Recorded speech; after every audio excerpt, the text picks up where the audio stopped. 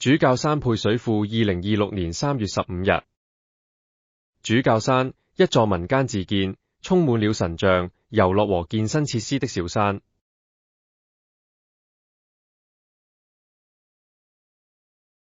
還有一個典型的民間守護文物案例。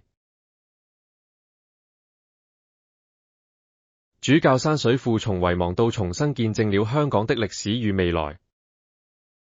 在深水埗的主教山下，隱藏着一個百年水庫。它建於20世紀初，為當時的香港提供珍貴的食水。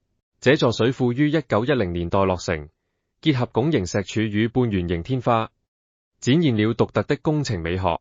它默默支撐城市的發展，卻逐漸被遺忘。2020年12月，清拆工程展開後，被民間制止。原來水務署在諮詢古蹟辦時，僅以水缸描述，未提交內部拱頂結構圖則，導致古蹟辦未能評級。是市民與保育人士重新發現這座隱藏的建築。當大門打開，眼前的景象令人驚嘆，仿佛走進地下宮殿。經過社會討論與保育人士爭取，主教山水庫被列為歷史建築得以修復。它不僅是供水設施，更是香港城市記憶的一部分。